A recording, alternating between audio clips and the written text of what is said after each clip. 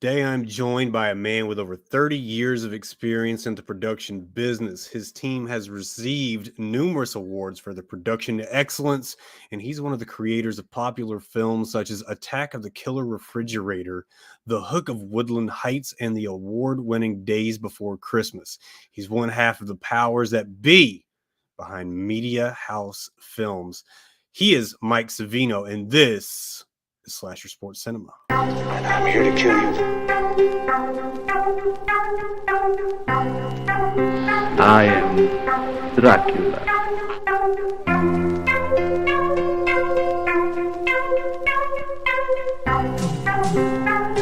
You say that I have shed innocent blood.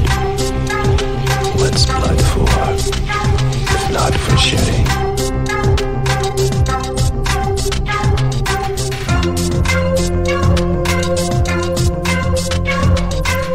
6-year-old child with this blank, pale, emotionless face, the blackest eyes, the devil's eyes.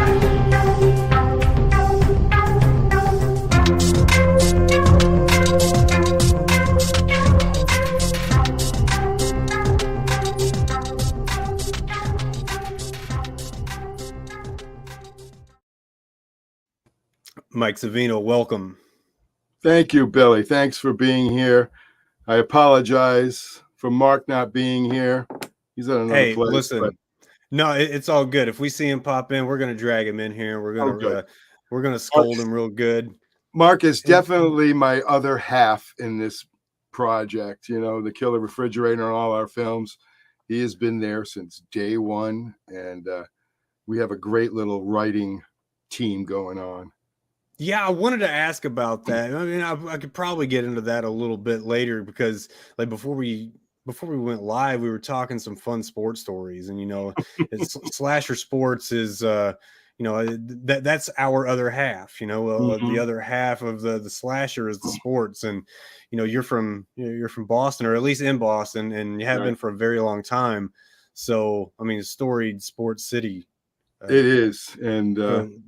Patriots, Celtics, Bruins, Red Sox. Is there a more, I guess, a more valued set of teams in one city? I don't know. We've done, you look at all the cities seem to be pulling it out lately, but we definitely have been lucky to have some great sports teams. And it is just definitely fun to be a Boston fan of any sport. Even our Revolution soccer team is fun to watch. I've been getting into arena football lately too. I've been doing camera work on some of the games for the Massachusetts Pirates, and I love it. It is a fun little sport. If you can check it out, I think we play the Nashville team. I'm trying to think of the team, but they have teams coming from all over the states. Do we still have a team? The Nashville Cats? I don't even know if they're still a team. I'm trying to think. Maybe it was last year, but boy, it's a fun little sport. We get a nice little crowd, and the play is fast. And that's been my thing lately. I get to watch it on our sports network. 4 or 5 days later, because they'll rebroadcast. I can see all my mistakes. It's fast paced. I mean, you've got the smaller field. It looks like they'll throw the ball a mile, and it's like a 40-yard pass.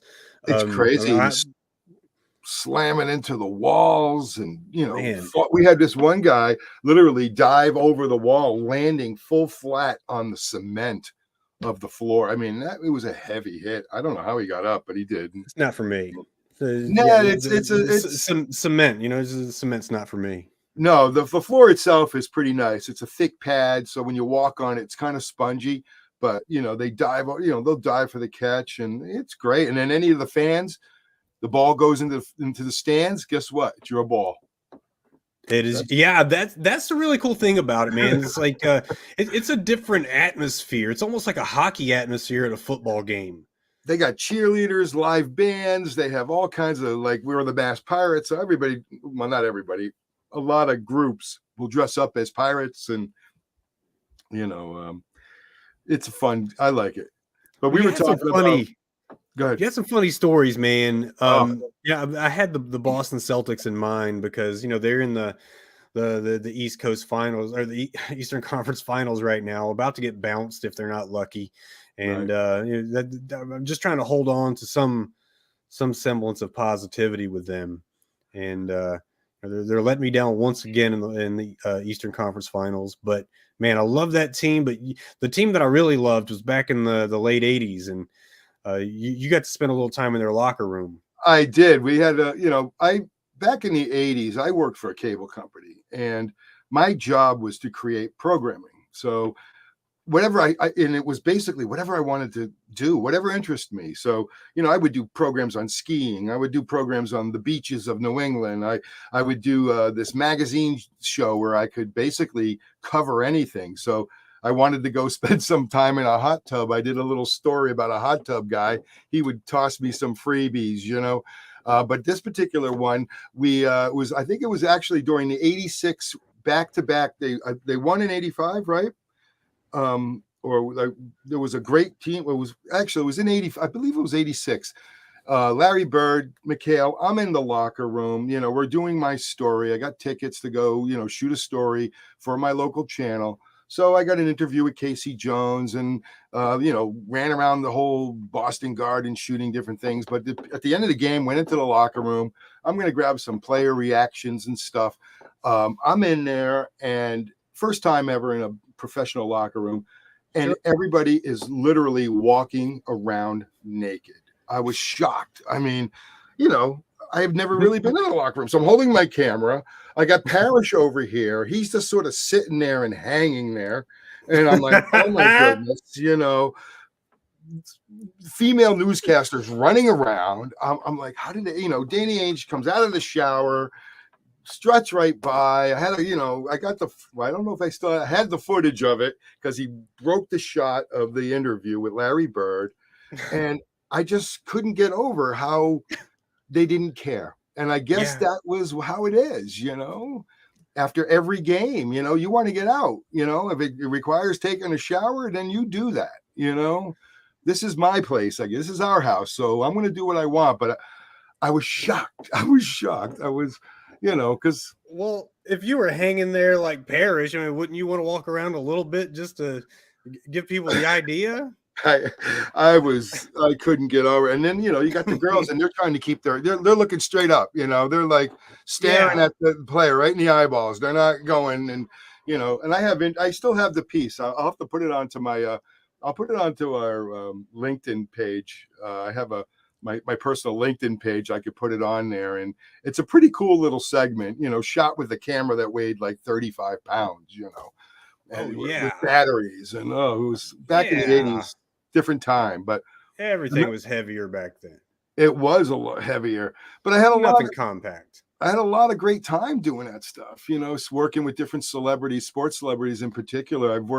I had a furniture store in Rotman's Furniture in Worcester, and part of his commercial run was to hire a sports celebrity, have him be the spokesperson for the store. And back in the first time we ever did it, I came up with the team a commercial that incorporated all of his taglines, and it was kind of humorous. We didn't really want to sell furniture, so we basically put him in a situation like, for example, Adam Oates was on the ice and he's shooting the puck at the goalie, and he's just rapid fire, boom, boom, boom. And then his little friend comes over. Hey, Adam, I heard you got new furniture. And he would say, yeah. I went to Rotman's, blah, blah, blah. Keep shooting the puck. The dial would go on, and he'd really hit the last puck. We'd follow it through the air in a primitive special effect back then, and hit the goalie's glove. Little powder shoots off, and ripped off the mask, and it was the owner of the furniture store, and he had his little tagline, which was kind of funny. So we replicated that in many different ways.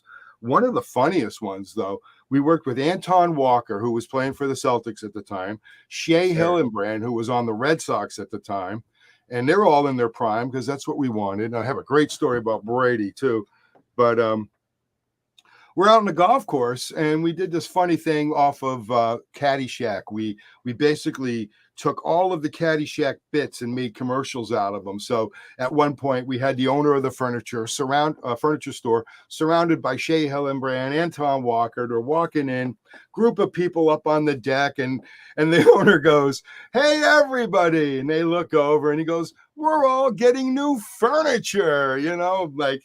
If you remember in Caddyshack, he goes, "We're all getting laid," and we kind of took that and tweaked it, and we had the shot with the gopher coming out. I got this little puppet, and that's not safe for work for a furniture store. Oh, we did. Oh, you wouldn't believe some of the stuff we did. It was pretty funny, and the celebrities were great. The Adam Oates party, we shoot this thing with Adam Oates. It was a 2-day shoot because we had a whole bunch of different scenes. The big thing was I wanted him in overalls with a donkey, right, for one of the shots. Okay. And I'm talking to the manager, and he's like, "Yeah, I don't know if I'm going to be able to get Adam Oates in an overall." I go, "What about the donkey?" He goes, "Yeah, he'll probably do the donkey."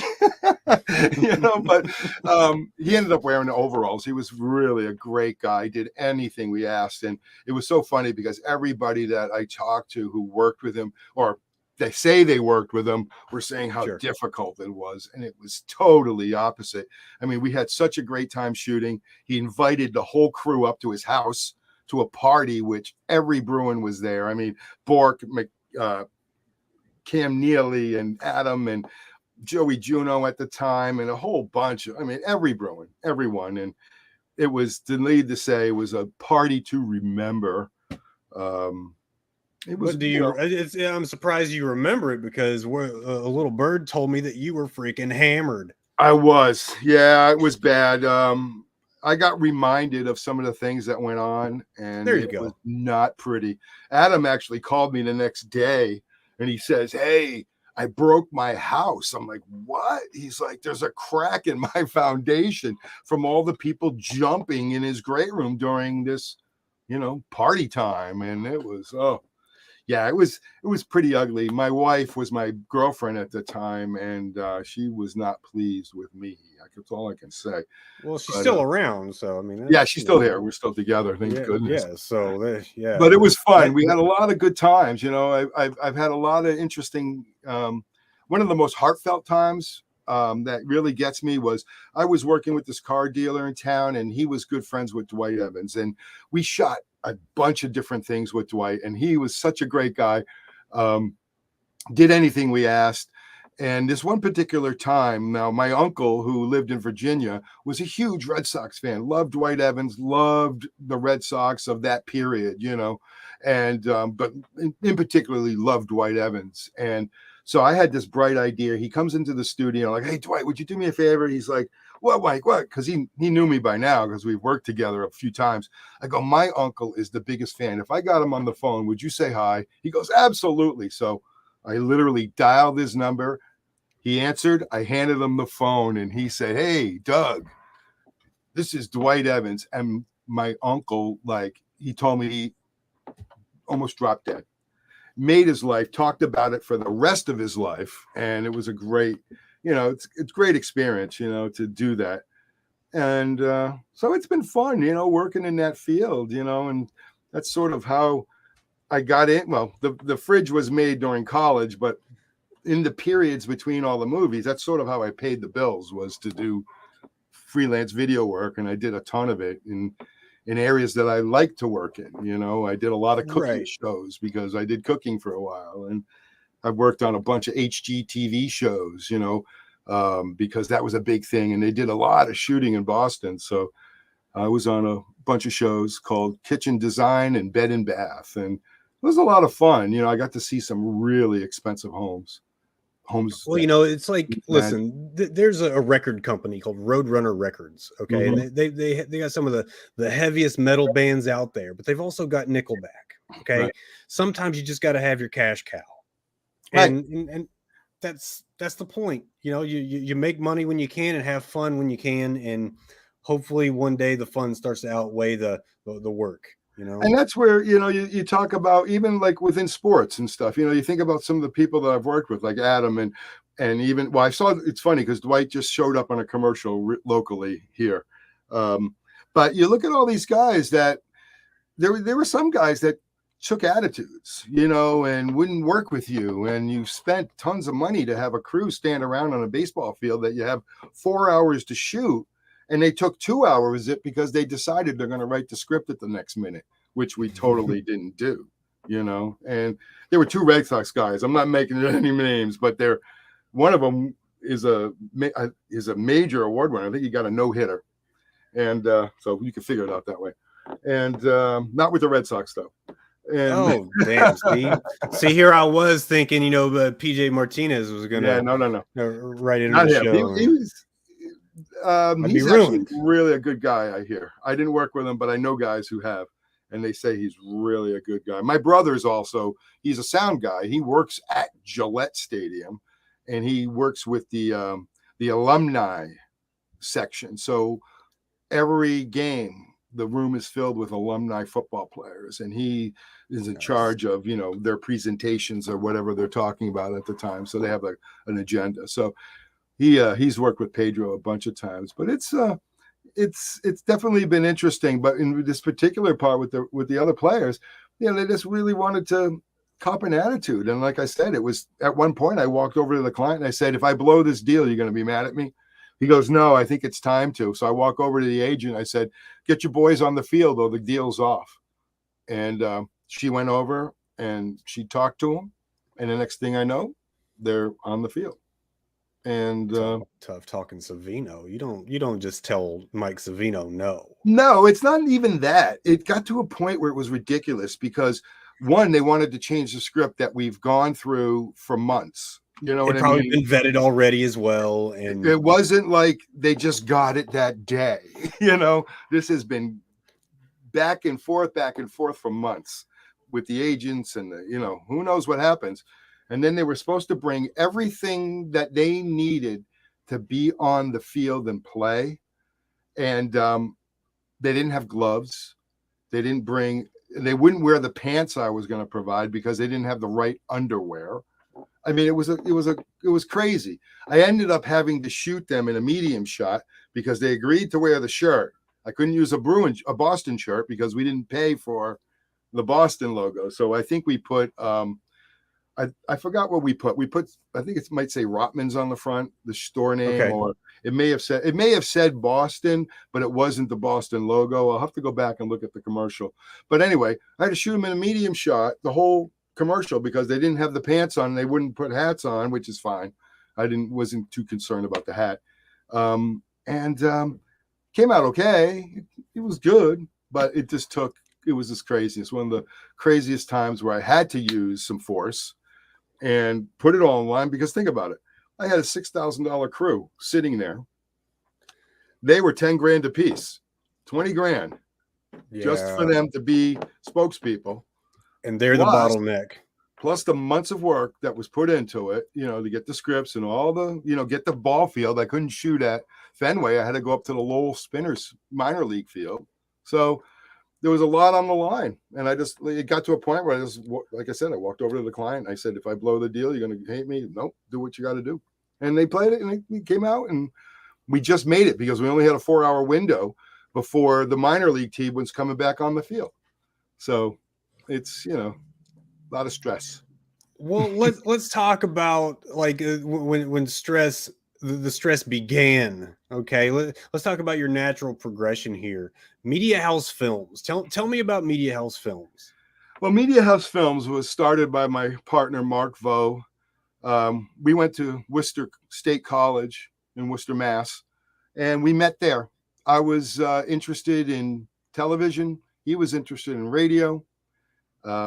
We met actually in a computer class of all places. He became the president of the general manager of the radio station. I became the general manager of the TV station, and we were doing things together. We would do what we would call simulcast. So we would have the radio on with the audio, and then they could watch our TV show in the dorms and throughout campus on the closed circuit TV station. So we would do simulcast, dating games and ticket giveaways. We would do trivia contests. We would come down in your pajamas and get tickets. And this goes back to the time where, college radio still was really big. So we got tickets to every event that came into our town. So we had tickets to like old groups like Frank Zappa and George Carlin and Blue Oyster Cult and Steppenwolf and George Carlin and many other groups in that era. It was the mid 80s or early 80s. And then we also got tickets to clubs in town that were really big into dance and stuff. We had a group club called the Metro, which was really cutting edge for its time. Lots of video screens, lots of crazy lights.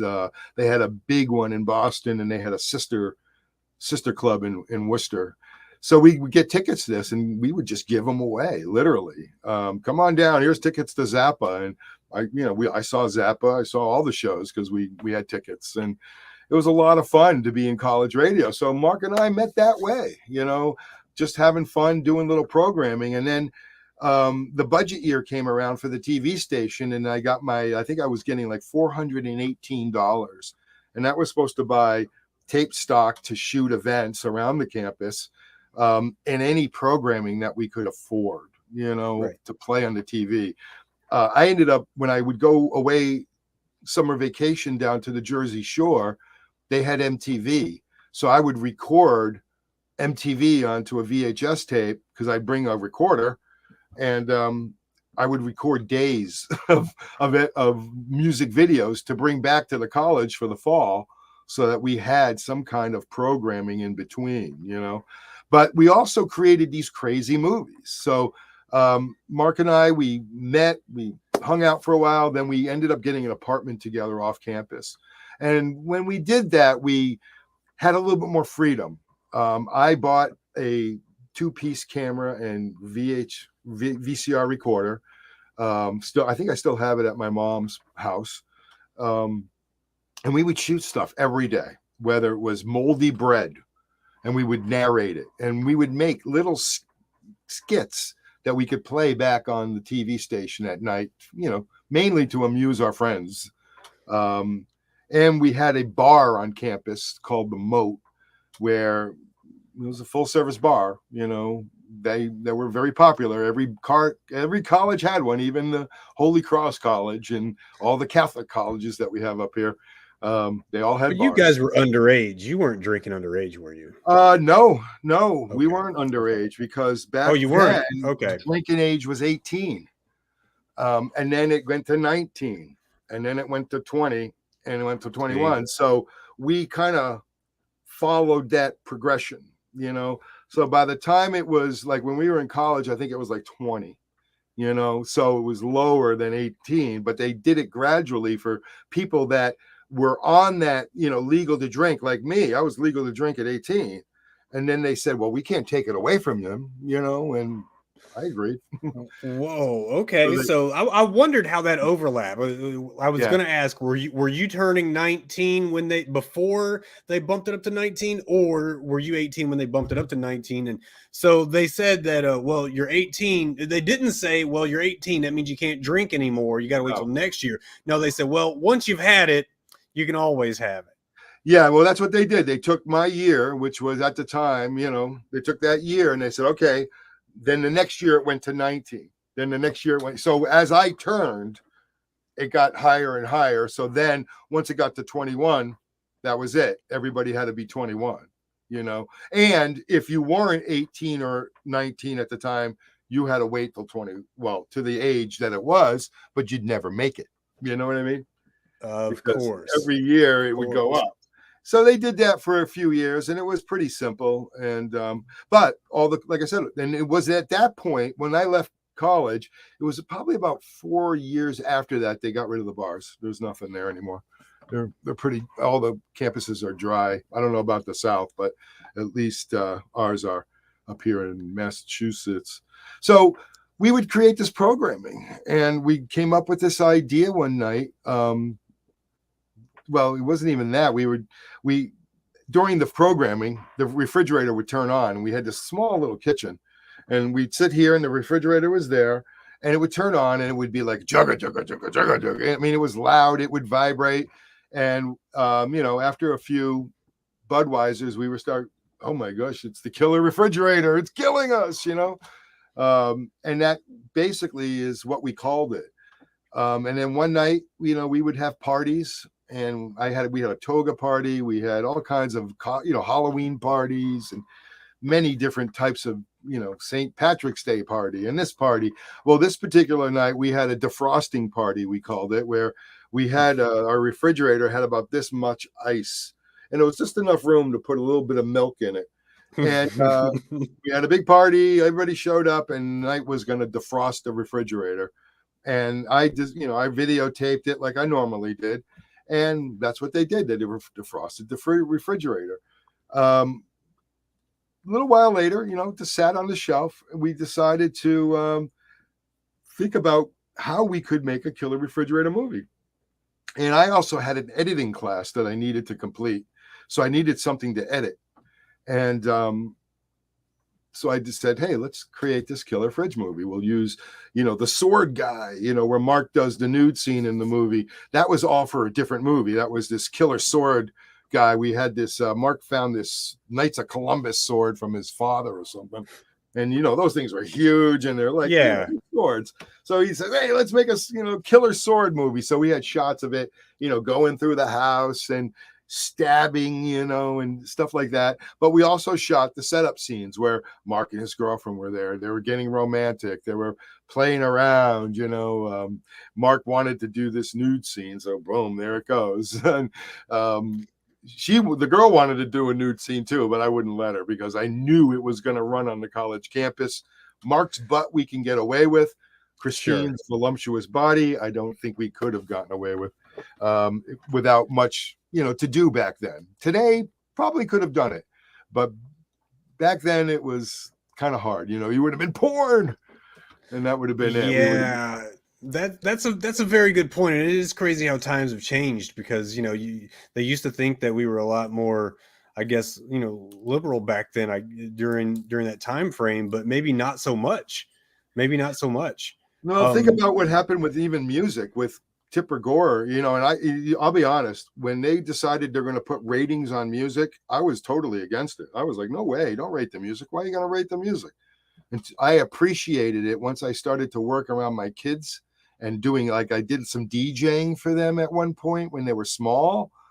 Holy smoke, thank goodness, because the music today, they would come up, hey, play the song McMahon, and I'd look at it and, oh, there's a little E next to it. I'm like, yes, no, I can't play that one because I knew what that meant, and as much as I despised Tipper Gore at the time, I kind of thanked her now, because she was the one who kind of put the labels on, that was her big thing.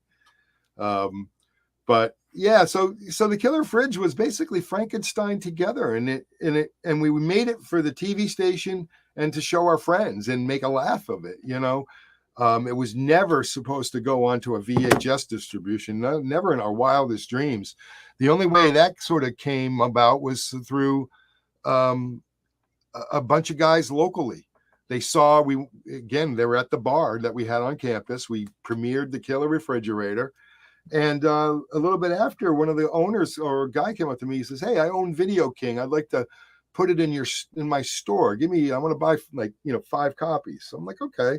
So Mark and I created these cool little boxes, and there's only a few of them left, but we basically photocopied some artwork, and we colored it in by hand, and we put a little plastic on it. And that was the distribution copies, the first ones that went out to Video King. And from then there was a little article in a newspaper about it. And a Boston TV station reporter on arts and entertainment read it and picked it up and called us. And the next thing you know, we're driving into Boston to be interviewed. And from then it sort of snowballed, more people wanted to see it. So we had a little bit of a distribution network that grew. And then I went out to this video show in Vegas where they would basically show all their latest stuff. Here's my latest copies. And it would be star laden, both in normal stars and in the porn industry, which was pretty cool too. I got to meet some crazy porn stars of the day, which, were kind of like actors. I mean, everybody knew their names, Marilyn Chambers and Seika and all these other people that if you watched any kind of video back in the day, you probably rented that type of content.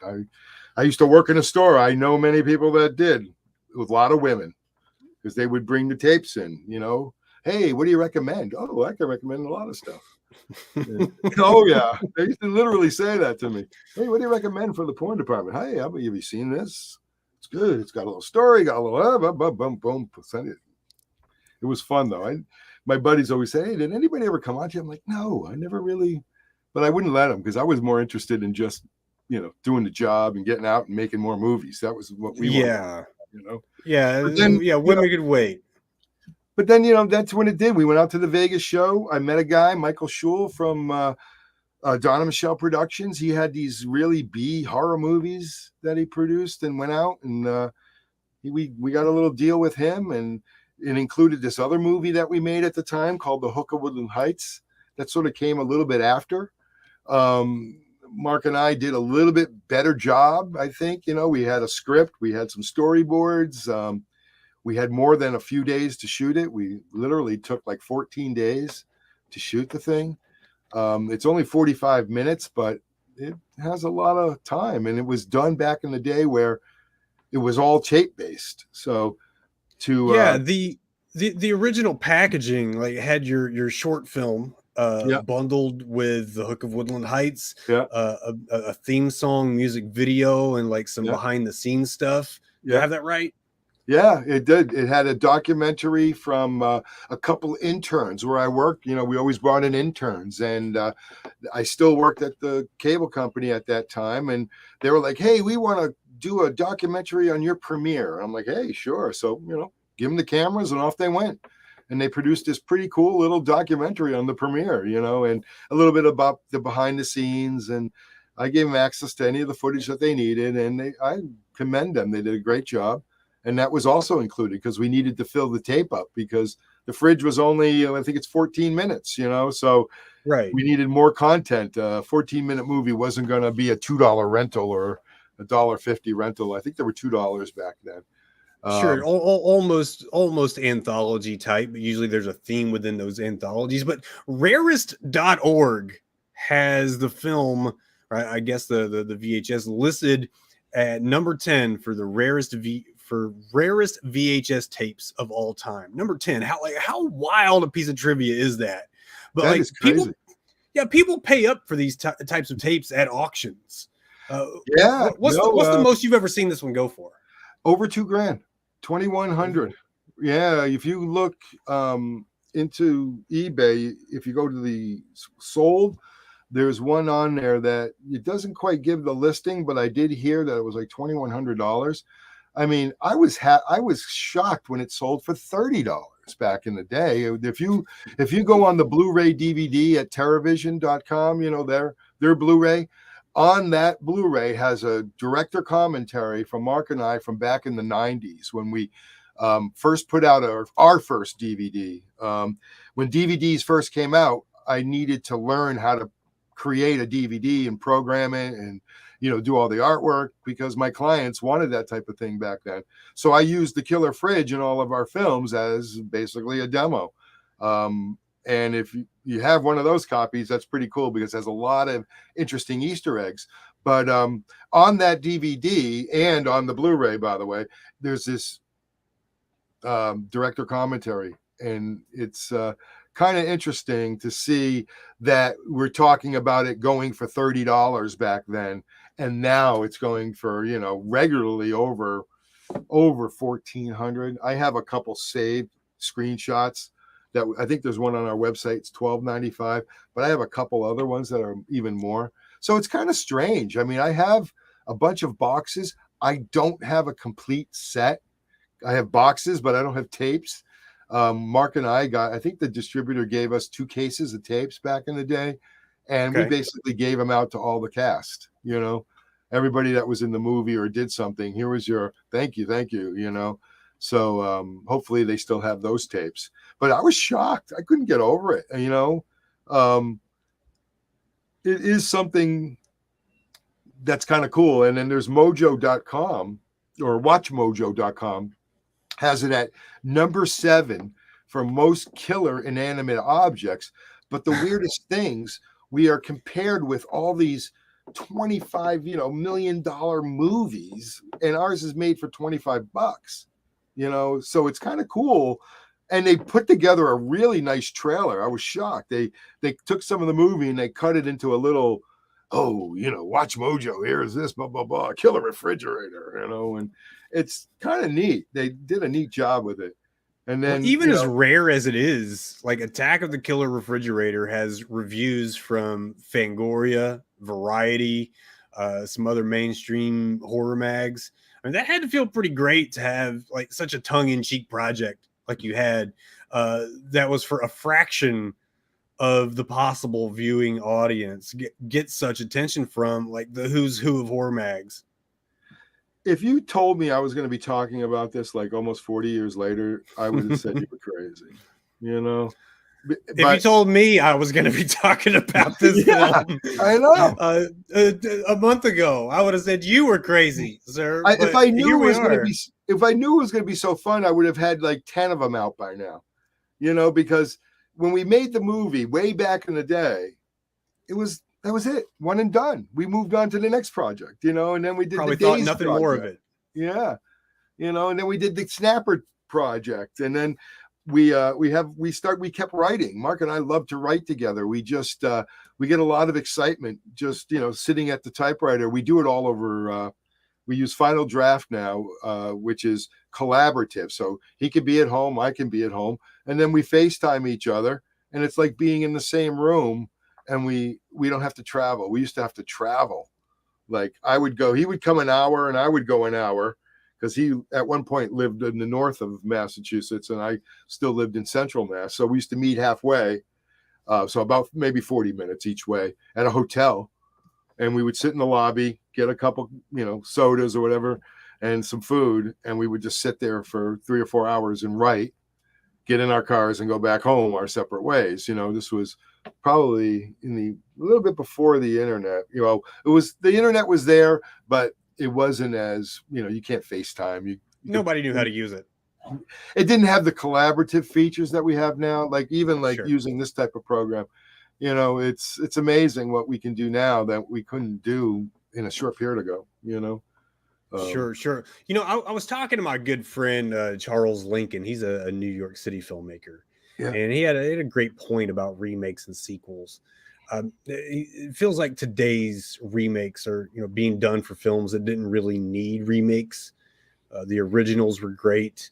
When what we really need are remakes of films that were, made with a lot of heart and great story, but maybe execution flaws or budgetary reasons gave the film maybe a reason to be remade with more resources and maybe get the attention that it deserves, right?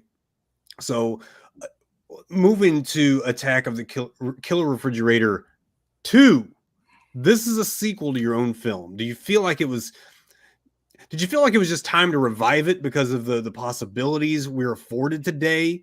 Or I guess I should leave the question more open-ended. Like, what revived the refrigerator? What revived the refrigerator is that it really never had a decent, it was a fun movie, right? It's fun. Sure. People get eaten. It all ends. Unplug it. Done.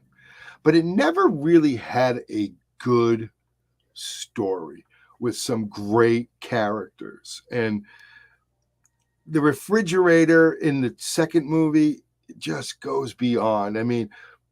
I just can't wait to. Right now, we're in the funding process, and if anybody wants to get anywhere near a cool project, put some cash down with some great, I think, going to be great rewards.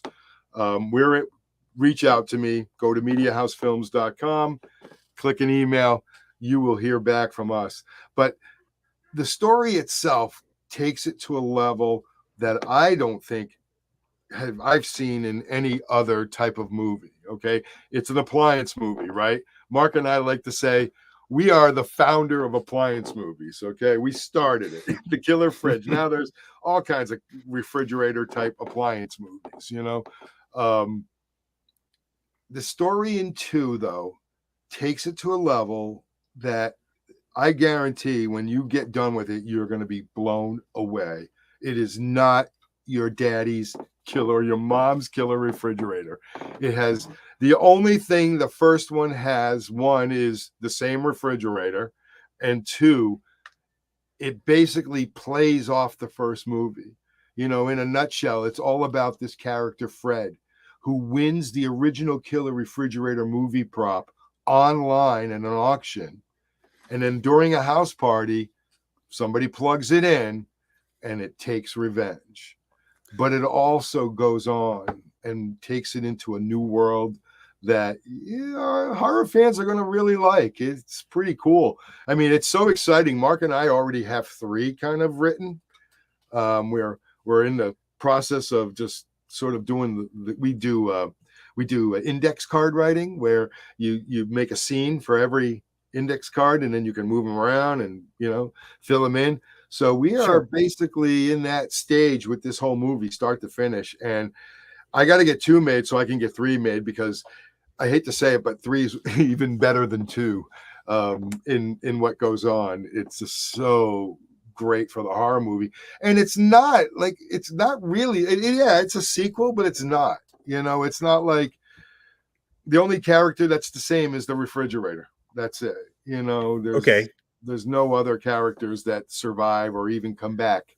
Well, it sounds like this is kind of a meta type thing, a self-aware type of situation where the original story was not a tragic murder, but a film that they were a fan of, right? And then the second was like, well, it actually is a sentient object, and you're gonna die, right? Am I following that right? You may have something there. It does grow a personality, which doesn't really come out in the first one. Because the first one is basically just an eating machine. He's, we say in the script that he's mad because we defrosted it. So that's sort of where it comes through. But I think in 2, you get a little bit more backstory. You get a little bit more. You get a lot more meat to the bone, and it's a feature length, and you get a lot of bone. What's that? And it's a feature length. It's not a 15-minute short film. It's going to be it's feature length. Mark and I, our first draft of the script was 140 minutes, 140 pages. I have a friend who's in the business. She actually plays one of the little kids at the end who says, "Look," and now she is a huge producer and assistant producer on films. She just was down in Atlanta doing some AP work. A good friend of mine, Andrea Jamian. I talked to her about it, and she's like, "Michael, nobody wants to sit and watch a 140-minute A Killer Refrigerator movie." And I'm like, "But it's so good." And it is, and it was. We had so many great scenes, and I took that to heart. I'm like, she's right, and then, the budget I had was astronomical. And she told me, you can't make this for anything more than $2 million. And she was right there, so I'm trying to, 1, bring it in under $2 million. And 2, we got it down to, I think we're at 97 pages from 140. It might be a little bit more. From looking at about a minute per page, right? You're looking at about a minute per page, so about 97 minutes. If young screenwriters didn't know that for whatever reason, that's kind of the rule of thumb. One page of screenplay is about a minute on screen. Absolutely, and you'll have your variations depending on what's going on, because but that's the general rule. And so those are 2 things. So it is feature length. It's a great story. I call it the Indiana Jones of the horror movies, where once you get on that horse and start riding, it just doesn't stop. And like I said, it comes out with new characters that have never been seen before on TV. Well, tell me about that. I was going to ask you about your cast. Oh gosh. Well, who do we have in place? We only have 2 adults in the whole movie. Okay. Mm-hmm. And Linnea Quigley is one of the people that we want to get for the movie. We've always loved Linnea. We've loved all her films. She actually, did you see her? I don't know if you saw her in the Media House films, The Frosted, but she had all these Attack of the Killer Refrigerator stickers on her at one point in the booth. There was a little behind the scenes section there. But Linnea Quigley would be one. We don't know if we can afford anybody more than that. We're going to Sure. look for some younger characters. Mainly it's all 19, 20 somethings. They're supposed to play high school kids, but we have to Sure. keep them over 18 because we do want to have a little alcohol showing during the party scene. Not a ton. We course. want to come out with our own beer called Snapper beer. So that's what we want to focus on a little bit. And then we're looking for power drink sponsors to be the other beverage of choice at the party scene. We're looking at all kinds of ways of funding it, but I just had a brain freeze. Well, I mean, we're basically going to cast the a cast. veteran, That's right. a veteran actor with one veteran some maybe actress. unheralded. Yeah, that's pretty much what we got right now. We've discussed maybe Danny Trejo as just a figurine in the horror business. We Sure. do have a role he could play. He loves, but he says, I think it's in his contract that he has to get killed at the end of every movie. He won't get killed in this movie, but he would play a very gruesome teacher. We have one scene where we set up most of the cast in the school that promotes this big party that's coming on at the end of the week. And it's that would be it. But there's room for some really good young talent. The characters in this are deep and they're funny and they have a lots going on. There's conflict, there's drama, there's a little bit of love going on too. And I'm not going to say where. It's great opportunity for a good young actress or actor. I do have some people in mind. They're influencers on social media. They're people who are not afraid to do crazy things on social media. I Sure. follow them. It's not a traditional route. Not everybody's thinking that way, but some of the characters that I follow on my own feeds that I like because they're either an actress or let's say they might be an actress model type, show their personalities through that. And in that regard, you could sort of get a sense of, yeah, they'll be good for this role. I definitely would want them to audition before I made any final decisions, but I do have some cast. And one of my selling points is the cast. It's kind of funny. My Mark he laughs when I brought this up. If you're in the Killer Refrigerator 2, you can have a summer worth of horror conventions every year. Going signing little, hey, here's my picture. They're all there. We've had a lot of really good, talented, independent filmmakers on Slasher Sports Cinema, and when you said that the influencer situation, I'm thinking some of the guys that I've talked to, like a Jessa Flux, Dixie Gers would be great. She's coming on next week. Man, you could put so many people in this scenario and get a lot of fun out of it because your story is that absurd and it is that great, and it's exactly what we sign up for when we come for indie horror, man. And a killer appliance, sign me the fuck up, man. Oh, it goes, like I said, it's just a great time. I read the script probably 100 times. I read it every time we submit it to somebody. I'll read it again as a first reader. You know what I mean? Sure. I'll say, oh, I'm the first reader now, and I'll read it through, and I just I like it. I get turned on by it. It's kind of fun, it keeps you moving. There's some great lines. There's some humor. There's some jokes. There's some horror. There's a lot of horror. There's some great guts and blood and cool gore scenes that we've created.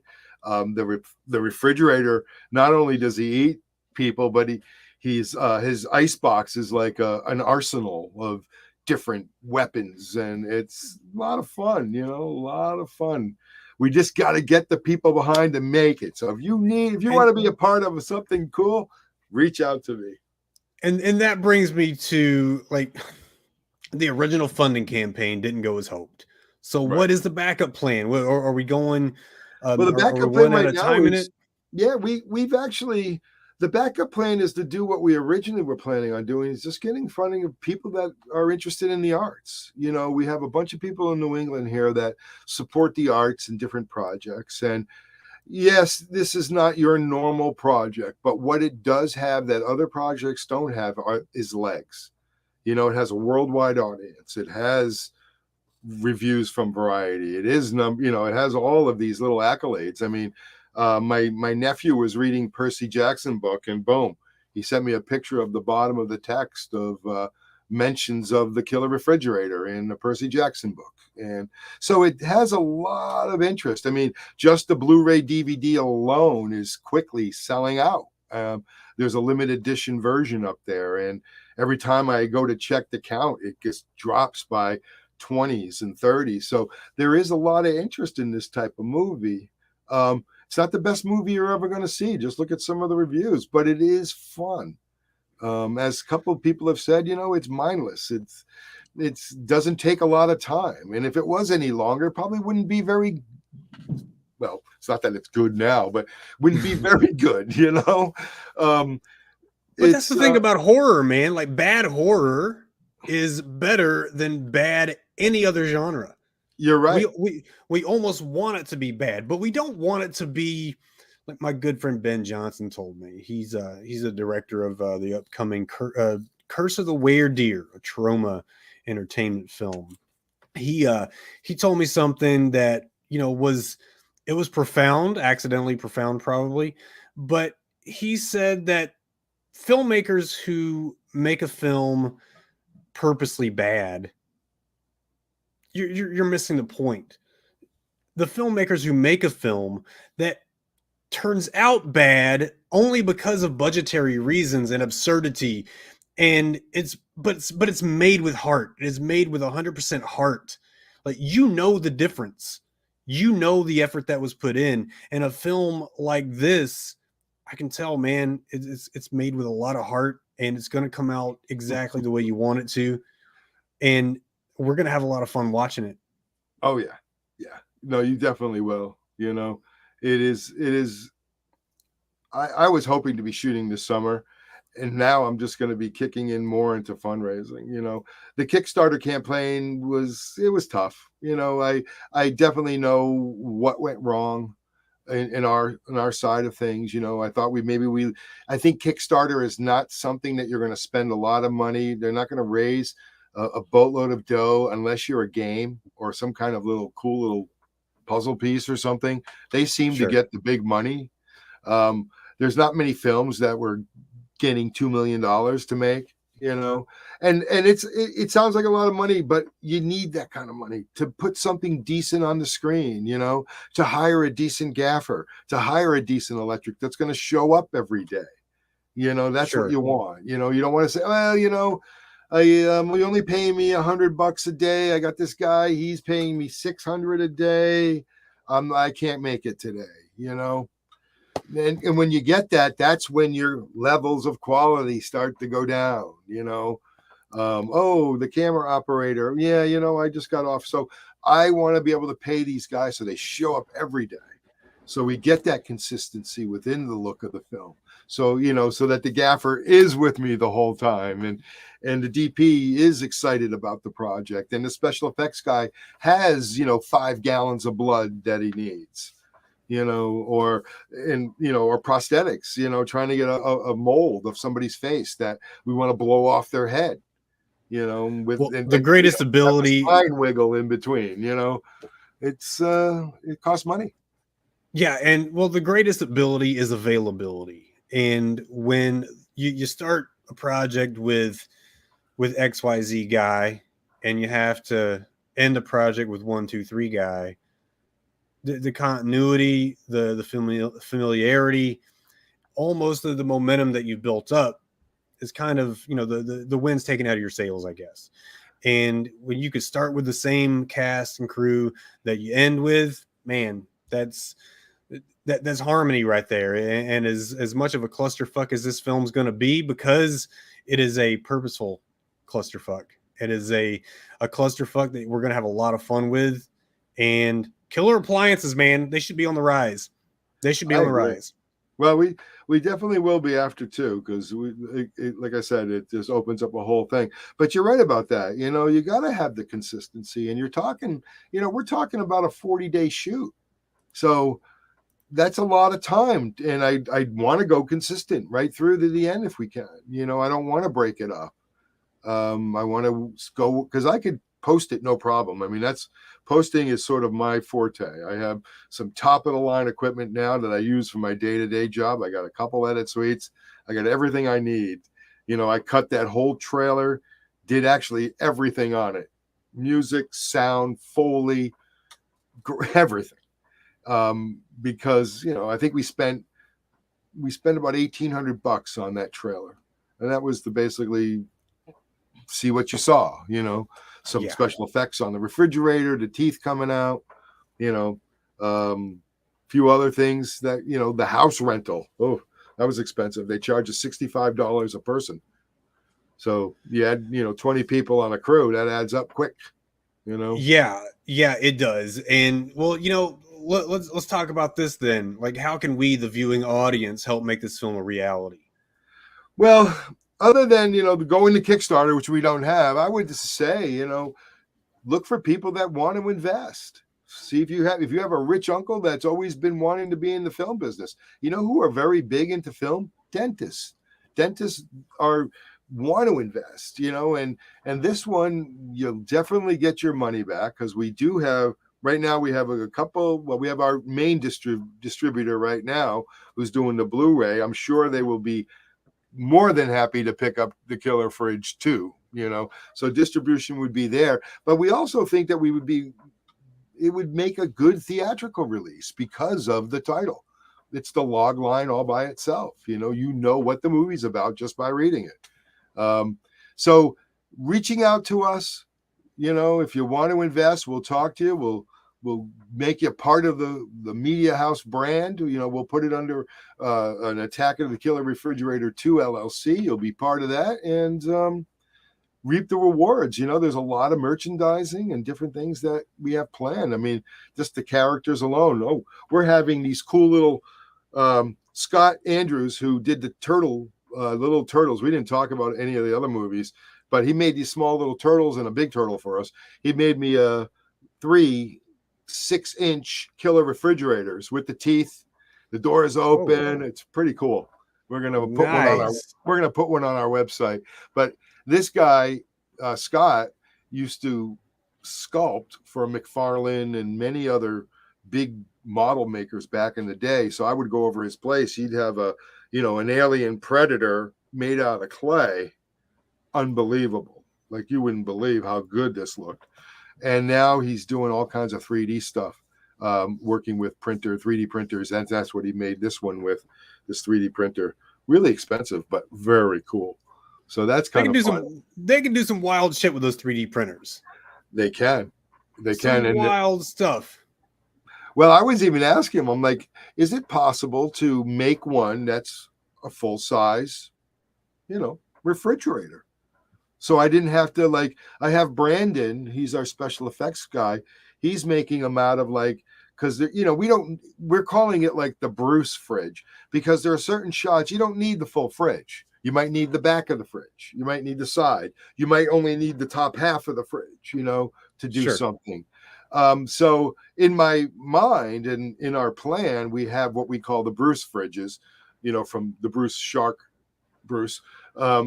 where, there's a half a fridge, a quarter fridge, side fridge, this fridge, whatever the shot calls for or whatever the special effect is needed, that's all we'll really need. We have I was even thinking, boy, I wonder if I can make one out of those, the mascot suit material, where it had a little bit more, because you could make them look kind of shiny, because our pirate guy, he has a shiny belt, and it's still that material. And I was like, oh, geez, I wonder if that's possible for some of the scenes where, because he contorts a little bit, he moves a little bit. I was like, I wonder, so these are all these different things that you think about to try to bring it in under budget, But, the special effects, it's It's definitely part of the game, and just having the money to be able to pull them off is key. Because I don't want to have to resort to sandwich bags like we did with the original fridge, or that's basically what it was: sandwich bags and ragu. Even though Tom Savini thought it was good enough to show in his class for a while. Well, listen, if you get Tom Savini's seal of approval, you've done something. I think, but guys, you think about who, like who's who of who you want giving you props. It doesn't get any better than Tom Savini. No, Tom. I was in the same space as him once. Never got to talk to him, but he was. We used to have a big place up here called Spooky World. They moved it to Gillette Stadium, but it used to be near me, and it was the premier at the time, one of the first in the country to have this huge horror, hayride situation. Over the years, I've had cocktails with like Kane Hodder and Eddie Munster. We went to a Chinese restaurant once and got totally obliterated because he was making an appearance there. And we knew, we used to hang around with all the special effects guys, so we knew all these people. So Scott was actually bringing us all these, Kane Hodder and the Eddie Munster types. And there was one other guy, I can't remember his name, who came with us. But we had some fun back then. But back then it was all like just, horror was starting out. It was not starting out, but the spooky world was, starting out. I'm sure there's hay rides everywhere now. But back then there was only this one big one, and it was kind of fun. We got the Killer Fridge to play there once, and it was pretty good time. Pretty good. Well, guys, listen, you heard him. You're gonna find all the links to Mike Savino and how to help out this project in the episode description to this very episode. So, Mike, before we slide into the gag reels, you want to tell everybody where they can find your work? Go to MediaHouseFilms.com, and you'll find all kinds of stuff there. Everything about the originals, all the cool little stuff that, it has popped up over the years. You'll also see a little bit more about the Hook and the snapping turtle movie called Snapper. And John Campobiano, he's a documentary filmmaker. He created a cool little documentary filmmaking, a documentary film about it. And it's really interesting. Won a bunch of awards in the festival circuit a couple of years ago. So that's pretty cool too. But go there, MediaHouseFilms.com. You'll find everything. I have to update it. Still has our Kickstarter information, but I will do that as soon as we get off here. So you'll see all fresh information. We do keep it up. But one thing you'll find, if you write an email to us, you'll get a response. Right, Bill? That is a fact. Sometimes. I'm here to tell you, you're going to get a response. Or a phone call even. You might get a phone call in the middle of your work day, and you just have to put everybody on hold and say, "This is Billy. I didn't mean this is Billy. I meant this is whatever your name is." That's what I meant to say. But guys, this is going to do it for this episode of Slasher Sports Cinema. Make sure to check out our other shows in the Slasher Sports family. That's Suki's Honeydew Project, Slasher U, the OK Baseball Podcast, and then come back next week to Slasher Sports Cinema, because I'm going to be joined by a gal whose name you've heard a lot on this show. She's Dixie Gers. She's coming to tell us about some sweet projects she has going on. So for the good people at Media House Films, that would be Mike Savino and the aforementioned Mark Veau. I am Billy Graves, and I wish you all to be victorious in all that you do, and may you drink the blood of your enemies from the skulls of their children. Oh.